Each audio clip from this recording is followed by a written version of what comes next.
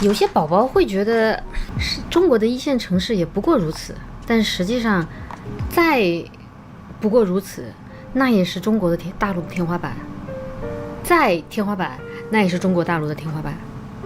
就是瘦死的骆驼比马大，再差也比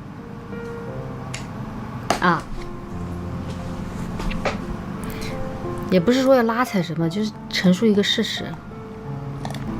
那不然大家都往大城市跑呢，是为了吃粪水吗？上海是超一线城市啊，那不光是一线城市嘞。上海这么发达，为什么薪水这么低？上海薪水低吗？还行吧。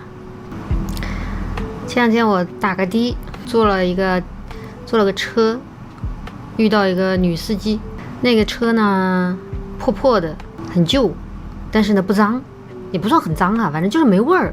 然后他就跟我聊天，然后我就说，我说哎，他说什么就说现在你们这行好不好？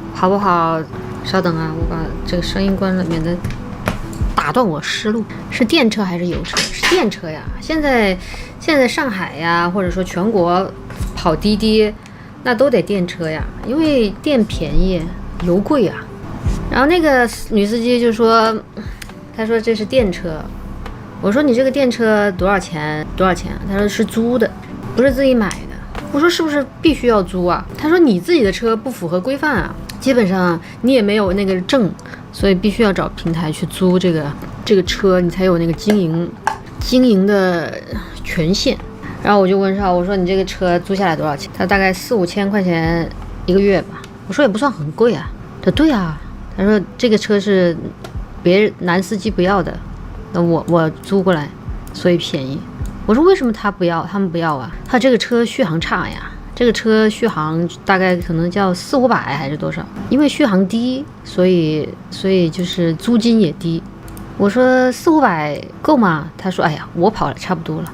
然后他说从中午12点跑到晚上8-9点差不多了，就收摊了回家了。我说那也很久了耶。他说是啊，他差不多跑个9个小时90个小时，我已经累得不行了。然后汽车的那个电也耗得差不多了，我就下班了。我说那男司机一般他们不租这种是为了多跑嘛？他说对啊，那男司机就是一天要跑14个小时、15个小时。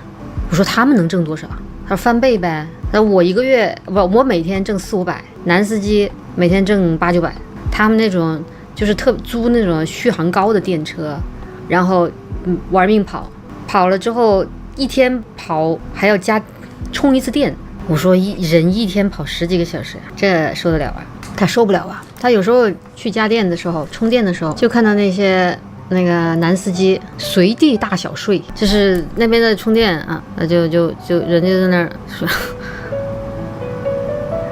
还有一次他说他在那个就是在跑滴滴嘛，然后跑到一个十字路口，然后等红绿灯，前面呢也是一个滴滴，那个绿灯来了，结果前面的不走，后面的就直接摁喇叭说来帮，怎么还不走啊？大家赶路呢。然后他也狂摁喇叭，前面还是不动，他以为他就说在玩手机啊或者接电话啊什么什么的，结果没办法，他只好下车去看前面发生什么事儿。结果一看前面睡着了，然后他就拍那个窗玻璃，就拍了一下还醒不了，就使劲捶，砰砰砰砰砰，就那种我这画了个什么，就使劲捶窗玻璃，然后那个司机才醒过来，然后又开始跑，好吓人啊。我经常都遇到，也不是经常嘛，偶尔会遇到那种等红绿灯的时候玩手机，或者说睡觉的。有时候我觉得玩手机我都已经忍他了。照理说红绿灯的时候不应该玩手机，或者说刷抖音，但是我觉得可能是他们一种保持清醒的方法，所以我一般也就无所谓。有那种趁着红绿灯间歇就开始睡觉的，还打呼噜的，就有点害怕。我说跑这么多，一个月能挣多少钱啊？他说一天800-900呗。我说成本呢？他说一天可能成本200-300，那么一个月就能挣1万多块钱。这还是就纯挣，因为他们又舍不得吃又舍不得住的。我说挣这么多是干嘛呀？这么玩命？他说欠钱了呗。他我认识有一个哥们儿，也是他们滴滴可能是滴滴司机群哈，有个男司机欠了几十万，做生意失败了，又找不到工作，只好跑滴滴。我说几十万还好吧？他说是还好，他说30几万，可能2年就还完了。他说哎，那个师傅就是女师傅啊，他还说了个比较大逆不道的话。他说哎呀，那个男的主要是欠的是兄弟的，他那30几万啊，10多万欠的银行的，20多万欠的自己兄弟的。他说只能还了，如果是纯欠银行的，他就不还了。我说啊，还能这样啊？他说多得很。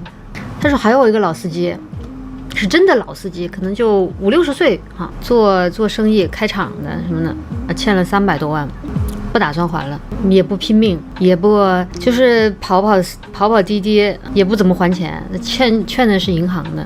银行说把他拉黑名单了，限制他高消费了。然后那个姐姐就笑了，说他有什么本事高消费？你限就限喽啊！你限制他高消费，你把他拉黑，他还不是不还？那根本就不还了，反正还不起，银行无可奈何。然后他还说了一个比较，我现在比较敏感啊，他说的话就是有点刻板印象。他说主要是个男老板，这你知道男人有个毛病吗？我心想男人毛病多着呢。他说男人有个毛病就是不知道收手。他说做生意啊，亏个几十万的时候，不服气不甘心，接着亏，接着借，接着贷，然后亏了100多万再贷，亏到300万，好了赖账了，不还了。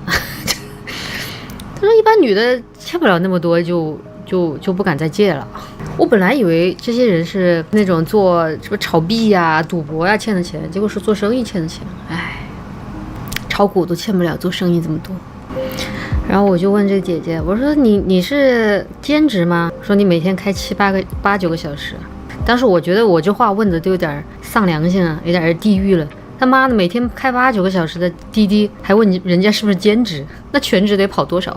结果我就礼貌性的问一下，他说我是兼职啊。他说上午还去上班呢。我说啊，我说你上午上班，下午和晚上跑滴滴啊？他说对啊。我说什么公司啊这么闲？他说哎，我们现在公司没生意了，没进账了，也不发钱了，不怎么发钱了，那就是时间多只好出来跑滴滴啊。我说你们公司是做啥的呀？他说发电机。我心想发电机是什么呀？我说是汽车用的那种吗？还是什么？他不是，他是那种就是你想想哈，一个大楼里面会有一个配电房，知道吧？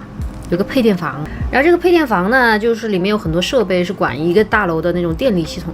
他说是这样啊，他说以前生意好得很嘞，我也不知道他哪里口音啊，没认出来。那好，他以前100万以下的单子公司看都不看的，这2年生意大不如前了。他说20万的单子现在求着人家合作，没生意。我说为啥没生意了？他说房地产不行了。我说你们这个也跟房地产相关啊？他肯定呀。他说你想想，一栋房子里面需要配电房啊。然后我们就有业务了嘛，你不修新房子，那就没有新的配电房，我们就没有新的单子，那就倒闭嘞，就不盖楼啦，没有新的单子啦。他现在谁还修楼啊？那办法，只好出来跑滴滴。我问是国企嘛？他说不是啊，私营啊。哎呀，房地产的影响啊，比你们想的要，就是从业人员，我想的。房地产一般是上下游嘛，从土地财政啊，到公务员，到设计院，到施工队，到用钢材的，卖水泥的，再到卖家具的，再到卖瓷砖，卖油漆，卖各种各样的装修材料的，然后还有电啊，什么都养活了很多个行业，电梯、消防，现在所以说很多行业不行了，都有这个原因啊。都沾上一沾，哎，难哦。